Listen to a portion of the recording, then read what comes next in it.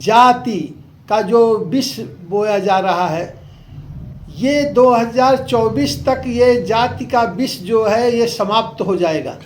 मानव के मन में केवल विकास और सुख शांति और देश की सर्वोच्चता ही मुख्य उद्देश्य रह गया है। नमस्कार, मैं हूं रंजीत रार। आप लोग देख रहे हैं जनगढ़ की आवाज। अभी आप लोग काशी विश्वनाथ मंदिर न्यास के अध्यक्ष रहे पद्मश्री परम पूज्य आचार्य डॉक्टर श्री हरिहर कृपालु त्रिपाठी जी महाराज को सुन रहे थे और इस वीडियो में आप लोग आगे भी सुनेंगे। आप लोग सुने कि गुरु जी ने क्या मार्गदर्शन दिया और क्या आशीर्वाद दिया है लोगों को। गुरु भगवान इस समय देश में लोगों के मन में चल रहा है कि देश के स्थिरता, उसके अस्तित्व, देश या देशवासी के बीच क्या रहेगा अगली राजनीति 2024 का। देश में समस्त मानव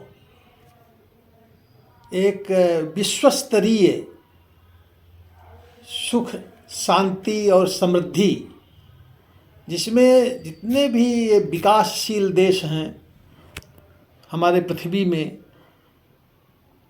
उससे भी ऊपर भारत देश का सत्ता हो, भारत देश की महत्ता हो, भारत देश की प्रसिद्धि हो, यह प्रत्येक मानव के मन में यह चलता रहता है। क्योंकि हमको विश्व गुरु कोई बना नहीं सकता, हम तो सृष्टि की आदि से विश्व गुरु हैं।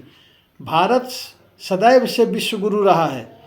यहाँ धर्म और अध्यात्म के बल पर सदैव भारत का जो ध्वज है सर्वोच्च शिखर में फहराता रहा है सृष्टि की आदि से। बीच में तरह तरह के विखंडित लोग आए, पाखंडी लोग आए, विधर्मी लोग आए, हमारे संस्कृति को क्षति करने की चेष्टा भी किए, परंतु हम इतने मजबूत थे कि इसको कोई भी हिला डुला नहीं सका। और हजारों वर्ष तक अनेकानेक विधर्मियों के आक्रमण के पश्चात भी, विधर्मियों के पराधीन के बाद भी हम इतने मजबूती से बने रहे उस समय भी।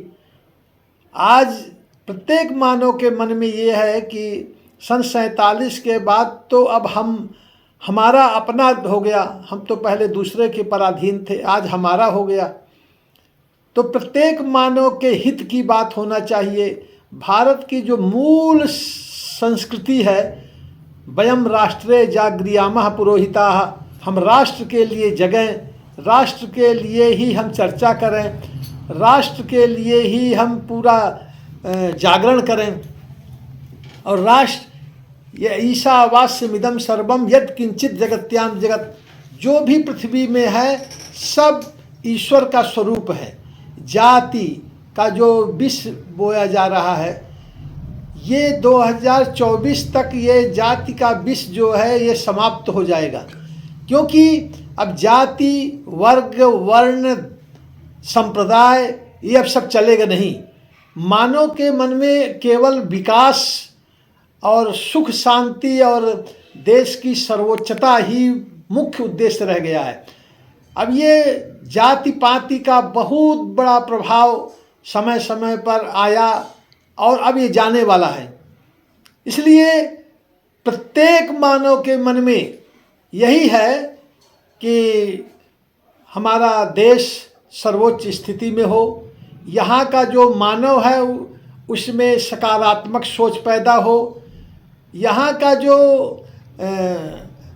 आत्मतोष है सब प्रत्येक मानव के हृदय में, चाहे वो झोपड़ी में रहने वाला हो या महल में रहने वाला हो, सब में एक आत्मतोष का भाव पैदा हो। उसमें झोपड़ी में और महल में कोई अंतर नहीं मालूम हो, क्योंकि मुख्य है आत्मतोष। महल में भी रह रहा है, अगर उसको शांति नहीं है तो वो महल बेकार है, वो काटने दौड़ेगा। झोपड़ी में भी रह कर के अगर उसको आत्मतोष है, उसको आत्म शांति मिल रही है, उसको मन में शांति मिल रही है, उसको दो रोटी मिल रही है, उसको जो है बच्चों को पढ़ाई लिखाई का सुअवसर प्राप्त हो रहा है, झोपड़ी में रहने वाले बच्चे भी शिक्षक बन रहे हैं, डॉक्टर बन रहे हैं और इंजीनियर बन रहे हैं, सिविल सर्विस निकाल रहे हैं, तो अब कोई अंतर रह नहीं गया। शिक्षा, स्वास्थ्य, यह अगर हमारा प्रत्येक जन जन तक पहुंच जाए, कृष्ण और सुदामा शिक्षा पद्धति हमारे देश में हो, जिसे कृष्ण जो हैं एक राजाधिराज के घर के, सुदामा एक अकिंचन घर का, दोनों लोग एक ही गुरु स्थान में पढ़े, गुरुकुल में, और भगवान कृष्ण ने अपने प्रिय सखा को चरण धो करके पखारा और अपने बगल में बैठाया। यह कृष्ण और सुदामा मैत्री है, जो शिक्षा पद्धति है हमारी। दोनों एक गुरु के गुरुकुल में अध्ययन किए और दोनों को कोई गरीबी और अमीरी के आधार पर भेद नहीं, बल्कि भगवान ने अपने प्रिय सखा जो उसका सहपाठी रहे, उनको चरण धो करके पखारे और अपने बगल में आसन में बैठाया, जहाँ लक्ष्मी जी का स्थान होता है। वहाँ एक अकिंचन, गरीब, निर्बल, असहाय व्यक्ति को वह महत्ता दिया।